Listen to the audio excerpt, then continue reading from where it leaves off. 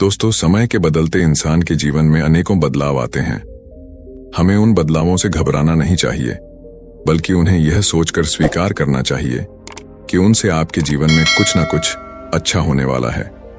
दोस्तों, जो इंसान अपने आप को जीत लेता है वह जिंदगी में कहीं मात नहीं खाता, चाहे कैसा भी समय आ जाए। ऐसा इंसान हर मुश्किल समय में अपने आप पर काबू रखता है। इस वीडियो में हम बात करेंगे कि कैसे हर मुश्किल समय में अपने आप पर काबू रखकर उन बदलावों को स्वीकार कर अपने जीवन को बेहतर बना सकते हैं। तो चलिए इस प्रेरक कहानी की शुरुआत करते हैं। एक नगर में सबल नाम का आदमी रहता था। सबल का जन्म एक गरीब परिवार में हुआ था। सबल के परिवार में सबल और उसकी पत्नी सिर्फ 2 ही सदस्य थे। कच्चे घर में वह अपना गुजारा कर रहे थे। सबल पूरे दिन मजदूरी करके अपना और अपनी पत्नी का पेट पालता था। इसी तरह दोनों का जीवन चल रहा था। समय के साथ उसकी पत्नी गर्भवती हो जाती है। यह सुनकर सबल बहुत खुश होता है। वह सोचने लगता है कि अब हमारे घर में भी एक नन्हा सा पुत्र आएगा, हम उसे गोद में खिलाया करेंगे। पर जो उसके और उसके परिवार के जीवन में होने वाला था, उससे वह बेखबर था। धीरे धीरे समय गुजरता है। अब सबल के घर में वह दिन भी आ जाता है जब उसकी पत्नी एक बच्चे को जन्म देने वाली थी। सबल उसे अस्पताल में भर्ती कराता है। प्रसव का समय जब निकट आता है तो सबल कुछ पैसों का बंदोबस्त करने चला जाता है।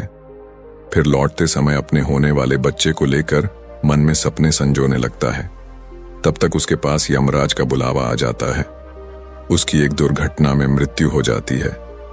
शहर के कुछ लोग सबल का अंतिम संस्कार करते हैं, तो दूसरी तरफ उसकी पत्नी अस्पताल में अपने बच्चे को जन्म दे रही होती। जब उस बेचारी को यह खबर मिलती है कि उसके पति की मृत्यु हो गई है, तो उसका कलेजा फट जाता है। उस बेचारी का दुनिया में सिर्फ उसका पति ही तो था। अब वह भी उसे छोड़कर चला गया था। अब तो वह फूट फूट कर रोने लगती है कि हे भगवान, यह तूने कैसा मेरे ऊपर दुखों का पहाड़ गिरा दिया। मेरा जो सहारा था उसे ही मुझसे छीन लिया। कम से कम इस बच्चे का तो ख्याल किया होता जिसका अभी जन्म भी नहीं हुआ है। पैदा होने से पहले ही तुमने उसके सर से पिता का साया हटा दिया। अब कौन इस बच्चे का पालन पोषण करेगा। वह दुखियारी अस्पताल में ही अपने पति को याद करके पूरी तरह से रो रही थी। उसे समझ में नहीं आ रहा था कि संतान के आने की खुशी व्यतीत करूं या पति के जाने का दुख। शहर के कुछ लोगों ने उसे समझाया, बहन, जन्म मृत्यु सब विधाता के हाथ में होता है, इसमें मनुष्य का कोई जोर नहीं चलता। यह भी कहा जाता है कि परमात्मा जो करता है अच्छा ही करता है, इसलिए जो चला गया उसका शोक छोड़िए और यहां जो आया है उसके बारे में सोचिए। इधर कई तरीकों से लोग उस गरीब महिला को समझाते हैं। कुछ ही देर में उसने एक सुंदर से पुत्र को जन्म दिया। बेटे को देखकर उसका कुछ दुख हल्का होता है। वह सोचती है कि अब मैं इस पुत्र को पाल पोस कर बड़ा करूंगी, यही मेरा सहारा बनेगा। अब वह अपने बच्चे को लेकर अपने घर आ जाती है। नगर के कुछ लोगों ने उस महिला की कुछ दिन तक मदद की, लेकिन कौन हमेशा मदद करता है। जब कुछ दिन बीते तो मददगार भी पीछे हट गए। अब वह अपने बच्चे को लेकर बिल्कुल अकेली पड़ गई। वह समझ गई थी कि दूसरों की मदद से कितने दिन तक जीवन जिया जा सकता है। यदि हमें जीना है और इस बच्चे को पालना है तो खुद जिम्मेदारी उठानी होगी, खुद कोई काम करना होगा। इस प्रकार वह महिला दूसरों के घरों में अपने लिए साफ सफाई का काम तलाश लेती है। काम करके जो पैसे मिलते थे उनसे वह अपना और अपने बच्चे का पेट पालने लगी। समय के साथ धीरे धीरे उसका पुत्र बड़ा होने लगता है। जब वह बालक 4 वर्ष का हो जाता है तो उसकी मां उसे पढ़ाने के लिए नगर के सरकारी विद्यालय में उसका दाखिला करा देती है। उसने सोचा कि मैं अपने बच्चे को पढ़ा लिखा कर इस काबिल बना दूंगी कि उसे कभी किसी के आगे हाथ न फैलाने पड़े। अब इस प्रकार वह महिला मेहनत मजदूरी करके अपने बच्चे को पढ़ाने लगती है। बच्चा भी ठीक से समझता था कि उसके घर में केवल मां ही है। परिवार का खर्च चलाने वाला उसका पिता उसके जन्म से पहले ही चला गया है, इसलिए वह पढ़ाई भी खूब मन लगाकर करता था। धीरे धीरे बच्चे की उम्र 12 वर्ष की हो जाती है। एक दिन की बात है, वह स्त्री बहुत बीमार पड़ जाती है। उसने सोचा कोई छोटी मोटी बीमारी होगी, इसीलिए कभी उस पर ध्यान नहीं दिया। लेकिन उसकी हालत दिन पर दिन खराब होती चली गई। बीमार होने की वजह से वह काम पर भी नहीं जा पाती थी। घर में इतने पैसे भी नहीं थे कि कहीं अपना ठीक से इलाज करा लेती। माँ को अत्यंत बीमार देखकर बेटे को बहुत चिंता होती है। वह बालक कहता है, माँ तुम चिंता मत करो, मैं तुम्हारे लिए अभी डॉक्टर के पास से दवाई लेकर आता हूँ, तुम उसे खा लेना, फिर तुम जल्दी ही ठीक हो जाओगी। अपने बेटे की बात सुनकर माँ की आंखें भर आती हैं। वह कहने लगी, बेटा अब तुम्हें कहीं जाने की जरूरत नहीं है, मेरा भी अब समय आ गया है, मैं तुम्हारे पिता के पास जाना चाहती हूँ, लेकिन जाने से पहले तुम मेरी एक बात हमेशा याद रखना। जब तेरा जन्म नहीं हुआ था तब तेरे पिता ने और मैंने एक सपना देखा था कि हम अपने बच्चे को पढ़ा लिखा कर इतना काबिल बना देंगे कि उसे हमारी तरह गरीबी भरी जिंदगी ना जीनी पड़े। लेकिन बेटा मैं उस सपने को पूरा नहीं कर पाई। बेटा मैं यदि चली भी जाऊं तो तुम अपने पिता के सपने को जरूर साकार करना। तुम ऐसा कोई काम मत करना जिससे तुम्हारे पिता का नाम खराब हो। तुम इस प्रकार से अपना जीवन जीना कि तुम्हारा नाम दूर दूर तक लोग जान जाएं। बेटा कभी पैसे के पीछे मत भागना। पैसे के लिए तो लोग इतने नीचे गिर जाते हैं कि अपने माता पिता की इज्जत का भी ख्याल नहीं करते। तुम हमेशा अपना नाम कमाना बेटा, हमेशा स्वाभिमानी बनकर जीना, कभी किसी के आगे अपने हाथ मत फैलाना, किसी से याचना मत करना। याचना न करना ही श्रेष्ठता का मूल्य है, पराधीनता ही नरक है। मनुष्य को सदा ही विद्या, धन, बल, कीर्ति और पुण्य कमाना चाहिए। लड़के ने कहा, माँ तुम घबराओ नहीं, मैं तुम्हारे लिए अभी दवाई लेकर आता हूँ। और इतना कहकर लड़का माँ से रुपए लेकर दवा लेने चला जाता है। बेटे के जाते ही इधर उस गरीब स्त्री के प्राण निकल जाते हैं।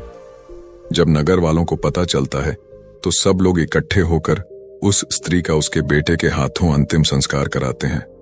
अब तो वह बालक बिल्कुल अकेला हो गया था। किस्मत भी क्या खेल दिखाती है, जब जरूरत होती है अपनों की तब अकेलेपन की रात में जगाती है। बिना माता पिता का बेटा उम्र भी ज्यादा नहीं थी। आखिर जाएं तो कहां जाएं, करें तो क्या करें। दूर के जो रिश्तेदार थे उन्होंने भी उस बालक पर ध्यान नहीं दिया। आखिर वह गरीब जो था, लेकिन वह बच्चा अकेले ही अपने जीवन की राह पर चल देता है।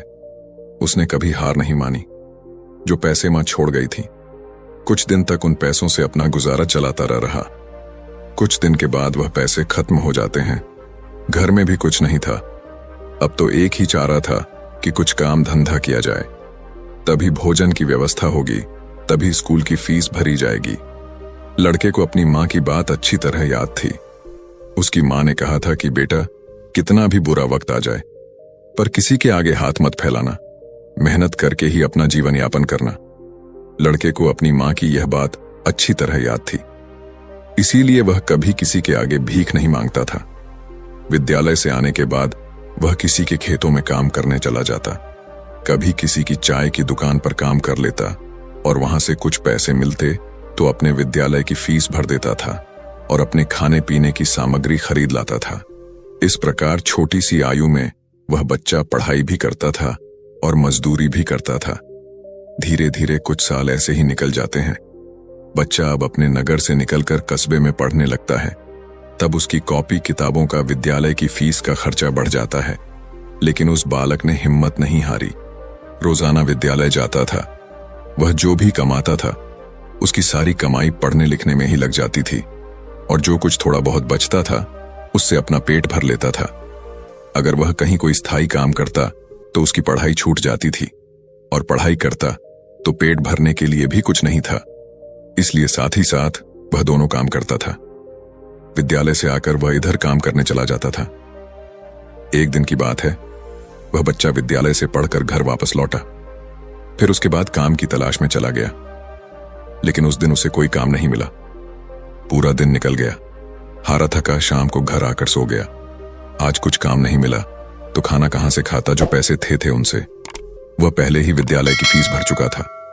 उसकी स्थिति तो यह थी कि रोज कमाया रोज खाया। जब उस दिन उसे कोई काम नहीं मिला तो बेचारे को भूखे पेट रहना पड़ा। केवल पानी पीकर सो गया। अब सुबह भूखा ही विद्यालय चला जाता है और विद्यालय की छुट्टी के बाद जब घर आता है तो फिर किसी काम की तलाश में निकल पड़ता है। सोचता है कल नहीं मिला, लेकिन आज मुझे कोई ना कोई काम जरूर मिल जाएगा। लेकिन दुर्भाग्य ने उसका पीछा नहीं छोड़ा। उस दिन भी उसे कोई काम नहीं मिला। आज उसे फिर भूखा पेट सोना पड़ा। भूख अब उसे ज्यादा बेचैन कर रही थी। तो एक बार को उसके दिमाग में आता है कि भूखे पेट तो पड़ा भी नहीं जाता, अब तो मैं किसी से कुछ मांग कर खा लेता हूं। पर मां ने मरते वक्त उससे कहा था कि बेटा, कभी भीख मांग कर मत खाना, हमेशा कमा कर खाना। लड़का भी बड़ा स्वाभिमानी था, किसी से मांगने की उसकी हिम्मत नहीं हुई। सोचता था चाहे कुछ भी हो जाए, पर भीख मांग करके नहीं खाऊंगा। अगर मैंने भीख मांगना शुरू कर दिया तो लोग मुझे भिखारी कहने लगेंगे। भगवान ने पेट दिया है तो कहीं ना कहीं से इसके लिए भोजन भी देगा। अब लड़का उस दिन भी भूखा रहता है। सुबह जब सोकर उठता है तो भूख के मारे चक्कर आने लगते हैं। अभी उसकी उम्र ही कितनी थी, भूख की मार वह कैसे सह सकता था। कुछ बड़ा होता तो 2-4 दिन काट भी लेता। अब आज वह विद्यालय भी नहीं गया। सोचा आज मैं सुबह से ही काम पर जाता हूं, काम मिल जाएगा तो भोजन कर लूंगा, फिर अगले दिन के लिए तैयार हो जाऊंगा। अब तो काम की तलाश में वह इधर उधर भटकता है। उसकी आंखों के सामने ने अंधेरा छा रहा था, अब तो उससे चला भी नहीं जा रहा था। फिर एक पेड़ के नीचे बैठकर सोचने लगता है कि अगर इस समय मुझे भोजन नहीं मिला तो मेरे प्राण निकल जाएंगे, मुझे कुछ ना कुछ तो करना ही होगा। अब एक बार फिर से उसके मन में भीख मांगने का विचार आता है, लेकिन उसकी अंतरात्मा फिर मना कर देती है कि तू गरीब है, भिखारी नहीं। भीख मांगेगा तो फिर भीख मांगने की आदत पड़ जाएगी और तू भिखारी बन जाएगा। काफी देर तक लड़का इन्हीं प्रश्नों में उलझा रहता है। फिर उसके दिमाग में आया कि भीख मांगना अलग बात है और मदद मांगना अलग बात है। मैं किसी से भीख नहीं मांगूंगा, पर मदद तो मांग सकता हूं। भीख मांगना तो वह है जो मांग कर फिर लौटाया नहीं जाता, पर मदद मांगना वह है जो आप कभी भी लौटा सकते हो। लड़के ने सोचा कि मैं आज किसी से मदद मांग लेता हूं, जब मुझे काम मिल जाएगा तो मैं लौटा दूंगा। अब लड़का वहां से चलता है तो उसे नगर के बाहर एक बड़ा सा घर दिखाई देता है। लड़का उस द्वार पर जाकर द्वार को खटखटा है। तब घर के अंदर से एक महिला निकलती है। महिला ने द्वार पर देखा कि एक 10 वर्ष का बड़ा ही उदास सा मासूम सा लड़का खड़ा है। पहले तो वह महिला उस लड़के से पूछती है कि बेटा, तुमने दरवाजा क्यों बजाया, क्या कुछ काम है? लड़का दोनों हाथ जोड़कर कहता है, माँ जी, मैंने दोपहर के समय आपको तकलीफ दी, इसके लिए क्षमा चाहता हूं। तब वह महिला पूछती है, बेटा क्या तुम्हें कुछ चाहिए, मैं तुम्हारी क्या मदद कर सकती हूं? वह महिला भी एक बच्चे की मां थी, इसलिए ममता का भाव उसके शब्दों में था। उस महिला के पूछने पर एक बार तो लड़के के मन में यह आया कि चलो इन माँ जी से मैं कह ही देता हूं कि मैं 2-3 दिन से भूखा हूं और भोजन न मिलने के कारण बहुत परेशान हूं। लेकिन उसके स्वाभिमान ने उसे रोक लिया और वह भोजन की जगह पानी मांग बैठा। कहने लगा, माँ जी, मुझे बहुत जोर की प्यास लगी थी, इसीलिए दरवाजा खटखटाया था, क्या 1 गिलास पानी मिल सकता है? लेकिन वह महिला बहुत समझदार थी। उसने जब लड़के को देखा तो वह समझ गई कि बालक बहुत भूखा है। वह कहती है, बेटा तुम कुछ देर रुको, मैं तुम्हारे लिए पानी लेकर आती हूं। वह महिला घर के अंदर जाती है और अपनी रसोई से 1 गिलास दूध और कुछ लड्डू लेकर द्वार पर आती है और दूध से भरा गिलास उस लड़के को दे देती है। लड़के ने जब गिलास पकड़ा तो उसमें दूध था। दूध को देखकर लड़का खुश हो जाता है। लड़का मन ही मन उस मां को दुआएं देने लगता है। महिला ने उसे पहले लड्डू खाने को दिए और कहा, बेटा दूध गर्म है, तुम पहले लड्डू खा लो, जब दूध ठंडा हो जाए तब पी लेना। लड़का जब उस महिला को देखता है तो उसे ऐसा लगता है जैसे उसकी ही मां उसे यह दूध पीने को दे रही है। मन ही मन सोचता है, कितनी अच्छी मां है, मैंने 1 गिलास पानी मांगा था और यह दूध ले आई। उसने समझ लिया कि मैं भूखा हूं। लड़का आराम से बैठकर लड्डू खाता है और दूध पीता है। तब वह स्त्री कहती है, बेटा क्या तुम्हें और कुछ चाहिए? लड़का सोचने लगता है कि इस दूध के बदले में मैं इस माता को क्या दे सकता हूं। मेरे पास तो कुछ भी नहीं है। दूध पीने के बाद लड़का कहता, मां जी, मैंने आपसे पानी मांगा और आपने मुझे दूध पिलाया, इसके बदले में मैं आपको क्या दे सकता हूं? महिला ने कहा, बेटे मैंने तुम्हें दूध इसलिए नहीं पिलाया है ताकि तुमसे बदले में कुछ ले सकूं। महिला कहने लगी, बेटा तुम्हारा चेहरा देखकर लग रहा था कि तुम बहुत भूखे हो, तो मैंने सोचा कि पानी की जगह दूध ही पिला देती हूं, इसलिए मैं तुम्हारे लिए दूध ले आई। लड़के ने फिर कहा, नहीं माँ जी, आप इसके बदले में मुझसे जरूर कुछ मांगिए। मैं आपको अपनी हैसियत के हिसाब से कुछ जरूर दूंगा। लड़के की बात सुनकर महिला सोचती है, यह लड़का बड़ा स्वाभिमानी है। वह लड़का बार बार उससे मांगने की बात करता है। तो वह महिला उसका मन रखने के लिए कह देती है कि बेटा, मैंने यह दूध पिलाकर तुम पर कोई एहसान नहीं किया है। फिर भी यदि तुम मुझे कुछ देना चाहते हो तो तुम मुझे एक वचन दो कि जिस प्रकार आज मैंने तुम्हारी मदद की है, इसी प्रकार तुम भी जब कभी मदद करने लायक हो जाओ तो किसी जरूरतमंद की मदद कर देना। जिस दिन तुम किसी की मदद कर दोगे, उसी दिन तुम मेरे इस एहसान से मुक्त हो जाओगे। उस महिला ने यह बात इसलिए कही थी ताकि वह लड़का अपने आप को मजबूर ना समझे और खुशी खुशी अपने घर को जा सके। वह लड़का उस बात को अपने दिमाग में बैठा लेता है। वह उस महिला के पैर छूकर काम की तलाश में आगे को चला जाता है और इस प्रकार धीरे धीरे कई दिन बीत जाते हैं। जिस विद्यालय में वह पढ़ता था, उसी विद्यालय में उस स्त्री का बेटा भी पढ़ता था जिसने उसे दूध पिलाया था। एक दिन वह महिला अपने बच्चे को विद्यालय छोड़ने जाती है तो उसने देखा कि विद्यालय में वह लड़का भी पढ़ रहा था। वह स्त्री उस लड़के को पहचान लेती है।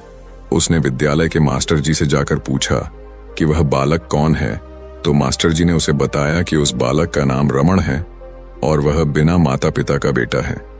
छोटी सी आयु में ही उसके दोनों माता पिता गुजर गए थे।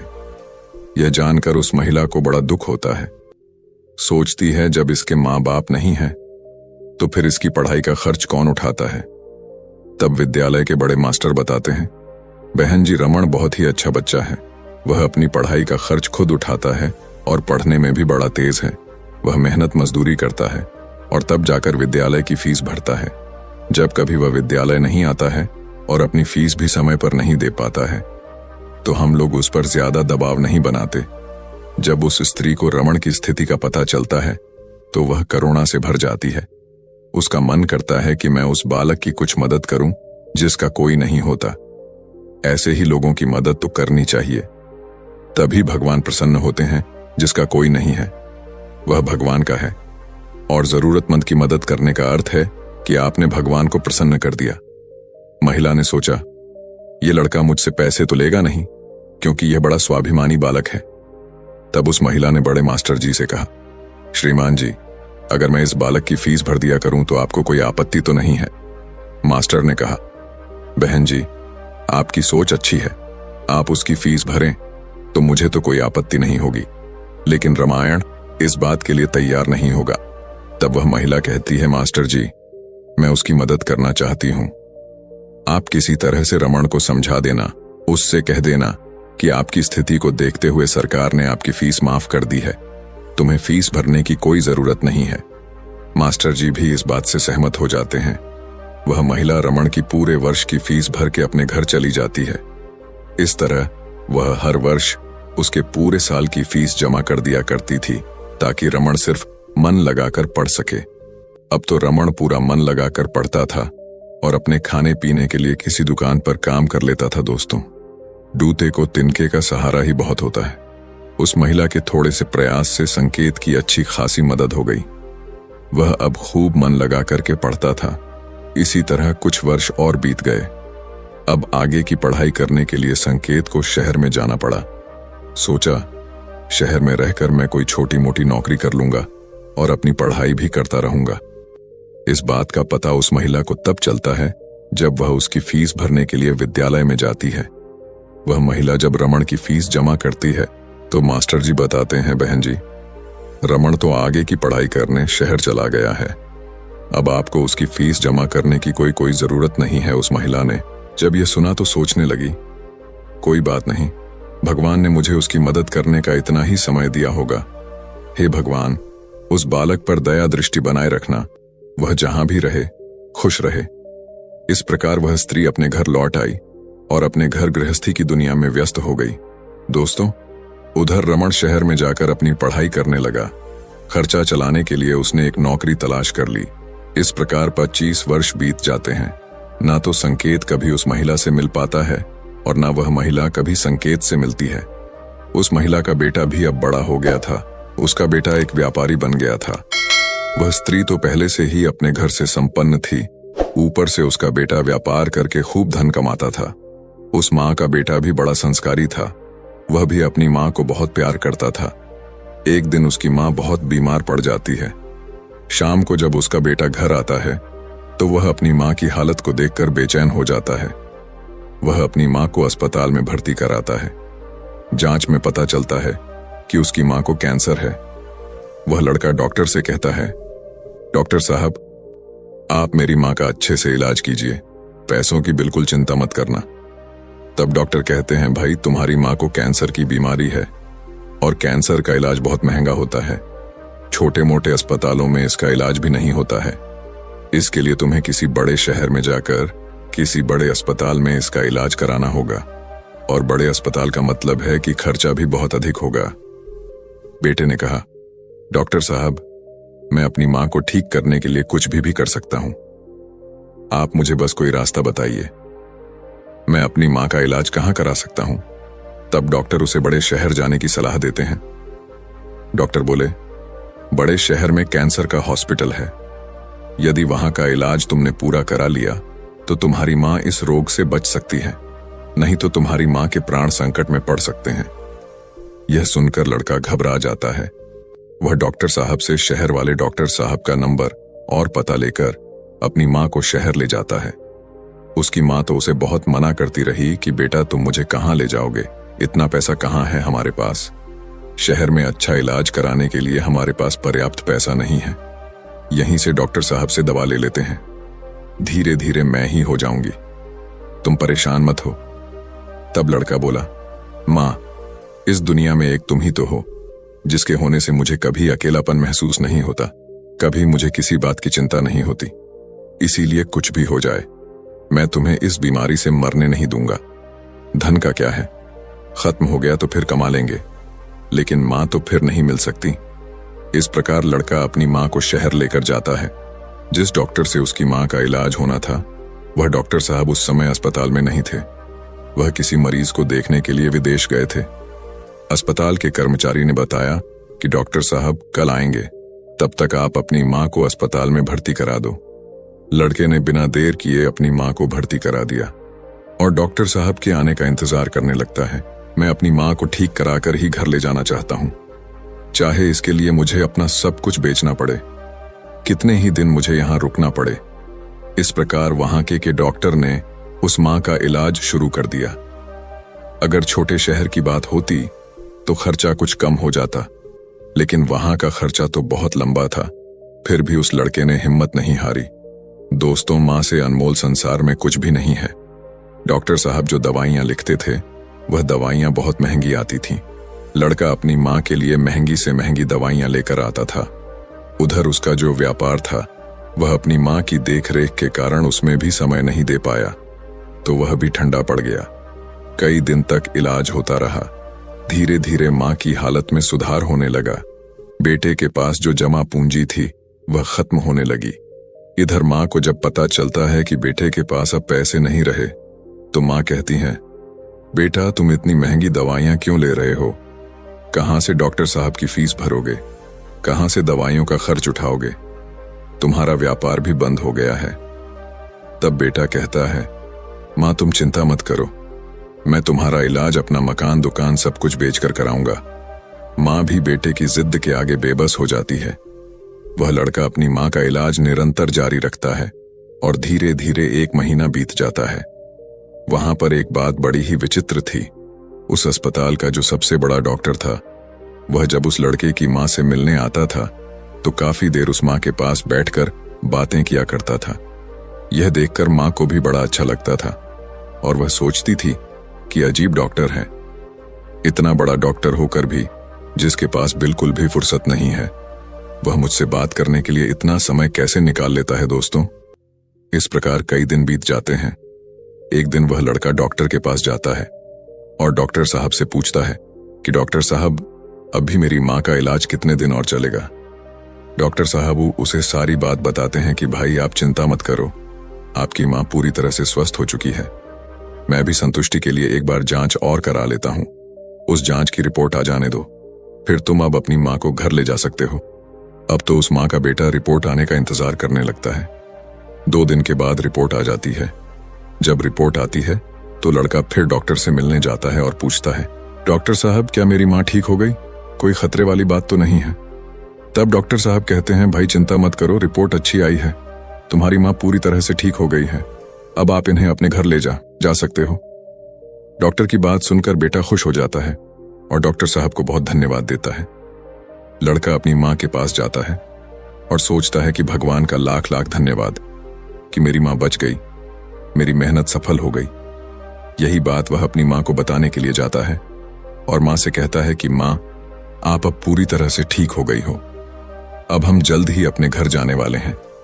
यह बात सुनकर माँ भी बड़ी खुश हो जाती है, लेकिन अगले ही पल वह यह सोचकर उदास हो जाती है कि मैं तो ठीक हो गई हूं, लेकिन इस अस्पताल का जो बिल होगा वह लाखों में होगा। कैसे में मेरा बेटा चुका पाएगा? इतनी मोटी रकम की व्यवस्था वह कहां से करेगा? उसके पास जो जमा पूंजी थी वह तो सब इलाज में खर्च हो गई। मां को उदास देखकर बेटा समझाता है, मां, तुम क्यों उदास होती हो? मैं अपना सब कुछ बेचकर आपके इलाज का बिल चुका दूंगा, घर मकान तो बाद में भी बना लूंगा, इसलिए मां, तुम्हें इन बातों की चिंता करने की कोई जरूरत नहीं है। बेटा अपनी मां को बहुत समझाता है, मगर मां तो मां होती हैं, उसका अपने बेटे के लिए चिंता करना स्वाभाविक था। मां सोचने लगती है कि मेरा बेटा यदि सब कुछ बेच देगा तो फिर वह आगे अपना जीवन कैसे चलाएगा, इसके भविष्य का क्या होगा? वो मां रात भर यही सोचती रही। चिंता करते करते मां और बेटा दोनों की रात निकल गई। जब अगला दिन होता है और उसकी मां की छुट्टी का समय होता है तो अस्पताल का एक कर्मचारी एक लिफाफा लेकर मां बेटे के पास आता है और उस महिला के बेटे से कहता है कि डॉक्टर साहब ने आपके लिए यह बिल का लिफाफा भेजा है, आप इस बिल को ठीक से देख लो और इस बिल को चुका कर आप अपनी मां को अपने घर ले जाओ। बिल का लिफाफा देकर वह अस्पताल का कर्मचारी तो चला गया। अब वह लड़का उस बिल के लिफाफे को हाथ में लिए हुए सोचता है कि पता नहीं कितना बिल आया हो। बेटे को चिंता में देखकर मां भी परेशान हो जाती। मां एकदम से बेटे के हाथ से वह बिल का कागज छीन लेती है। मां उस बिल को खोलकर देखती है। उधर अस्पताल के जो सबसे बड़े डॉक्टर थे वह भी उस समय वहीं पर पहुंच जाते हैं। इधर मां ने जब उस लिफाफे को खोलकर देखा तो उसमें एक छोटी सी पर्ची रखी हुई थी। उस पर्ची पर लिखा हुआ था, मां जी, आपने अपने बल का भुगतान तो 25 साल पहले ही कर दिया था, जब आपने 2 दिन के भूखे बच्चे को 1 गिलास दूध और लड्डू खिला और अगले 10 साल तक उस बच्चे की विद्यालय की फीस भी भरी थी। पर्ची को पढ़ते ही महिला की आंखें फटी की फटी रह जाती हैं। जब उस मां का बेटा पूछता है, मां, डॉक्टर साहब ने कितना बिल दिया है, तो मां उस पर्ची को अपने बेटे को देती है। बेटा जब उसे पढ़ता है तो वह भी हैरान रह जाता है। लड़का अपनी मां से पूछता है, मां, क्या आप डॉक्टर साहब को पहले से जानते हो? डॉक्टर साहब से आपकी जान पहचान कब हुई थी? तब मां कहती हैं, बेटा, मैं इन्हें पहले से नहीं जानती हूं, अभी पता चला है। बेटे ने पूछा, फिर इसमें 25 साल पहले की घटना क्यों लिखी है? तब मां कहती है, बेटा, 25 साल पहले जब तुम बहुत छोटे थे तब तुम्हारी उम्र का एक छोटा सा लड़का भरी दोपहरी में हमारे घर के द्वार पर आया था। वह भूखा प्यासा था। उसने मुझसे 1 गिलास पानी मांगा था। मैंने बच्चे को देखा तो मैं समझ गई कि वह भूखा है, इसीलिए दूध और लड्डू लाकर मैंने उसे खाने को दे दिए। वह कई दिनों से भूखा था।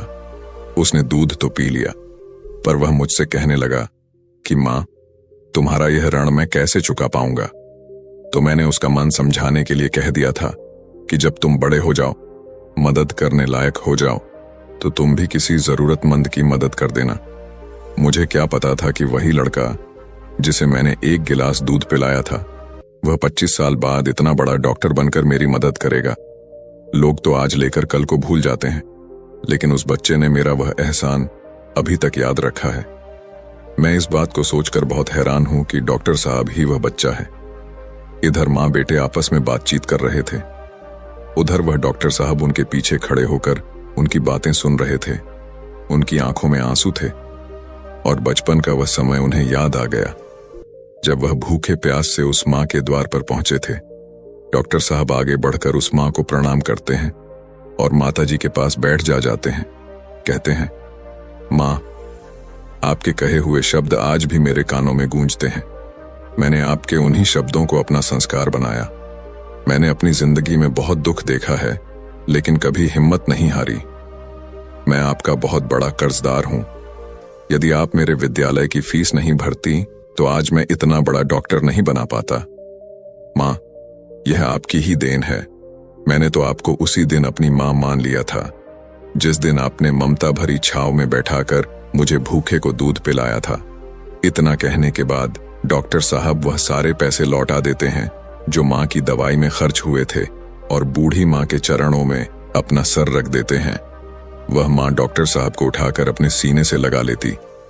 डॉक्टर साहब और बूढ़ी माँ की आंखें आंसुओं से भरी हुई थीं। जब यह दृश्य अस्पताल के सारे लोग देखते हैं तो सब देखकर हैरान रह जाते हैं। सबकी आंखें नम हो जाती हैं। दोस्त, ये 4 बातें जो भी व्यक्ति समझ लेगा वह कभी गरीब नहीं रहेगा। पहली बात, मनुष्य को जीवन में आने वाले परिवर्तनों से घबराना नहीं चाहिए, बल्कि उन्हें यह सोचकर स्वीकार करना चाहिए कि उनके जीवन में कुछ और अच्छा होने वाला है। इन परिवर्तनों से मनुष्य बहुत कुछ दिखता है और वह सही राह पकड़ लेता है। जो अपने साथ हुई घटनाओं से टूट जाता है वह कभी आगे नहीं बढ़ पाता। दूसरी बात, अंधेरा चाहे कितना ही घना हो, एक छोटा सा दीपक उससे मिटा डालता है। उसी तरह अगर जीवन में कुछ अंधेरा आ जाए तो ज्ञान रूप दीपक से अंधेरे को मिटाकर सही रास्ता ढूंढा जा सकता है। ज्ञान वह निधि है जो रंग से राजा बना देती है, टके को सही मार्ग दिखा देती है। तीसरी बात, आप दूसरों का भला कीजिए, दूसरों पर दया करिए। तुम्हारा भला अपने आप होता चला जाएगा। आपको अपने जीवन में अगर किसी की मदद करने का सौभाग्य मिले तो जरूर करना कहते हैं। डूबते को तिनके का सहारा बहुत होता है। आपकी छोटी सी मदद से किसी का जीवन ही बदल सकता है। आपका छोटा सा योगदान किसी के लिए वरदान हो सकता है। मुसीबत में पड़े तो घबराना मत। जब एक रास्ता बंद होता है तो 10 खुल जाते। जीवन में निखार तभी आता है जब मनुष्य दुख और मुसीबत की भट्टी में तपता है। कष्ट सहन करने के बाद ही मनुष्य को अनुभव मिलता है और यह अनुभव बहुत काम आता है। चौथी बात, मनुष्य के दिन चाहे कैसे भी हो, चाहे कितनी भी कठिनाइयां उसके जीवन में आए, परंतु उसे कभी भीख मांगकर खाना नहीं चाहिए।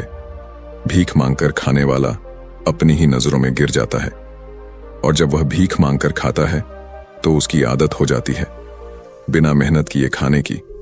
इसलिए मनुष्य को हमेशा मेहनत करके ही खाना चाहिए, तभी मनुष्य सफल और आत्मनिर्भर बनता है। किसी को मदद की जरूरत हो तो आप सबसे पहले उसकी मदद करें, लेकिन अगर आपको मदद की जरूरत हो तो आपको किसी से मदद मांगने की जरूरत ना हो। आप खुद ही अपनी मदद करने की काबिलियत रखें। आत्मसम्मान आपकी आवाज है, इसे बुलंद रखें। दूसरों पर ध्यान देने से बेहतर है खुद में रहो, खुद को समझो और आगे बढ़ो। आत्मसम्मान एक ऐसा कवच है जिसे कोई आपसे छीन नहीं सकता। जो कोई खुद से प्यार नहीं कर सकता वह किसी और से भी प्यार करने के लायक नहीं। उसकी इज्जत कभी मत करो। जो आपकी इज्जत कदर ना करे उसे अहंकार मत समझना, उसे आत्मसम्मान कहते हैं। अगर आप चाहते हो दुनिया आपकी इज्जत करे तो सबसे पहले आपको अपनी इज्जत करनी होगी। अगर कोई आपका अपमान करे तो उसका भी शुक्रिया अदा करें, क्योंकि वह इंसान आपको आपकी जिंदगी की सच्चाई बता रहा है। ज्यादातर लोग उन चीजों की कदर नहीं करते जो उन्हें आसानी से मिली हो, लेकिन खो देने के बाद पछताते हैं। तो दोस्तों, आशा करता हूं आज की यह वीडियो आपको पसंद आई होगी।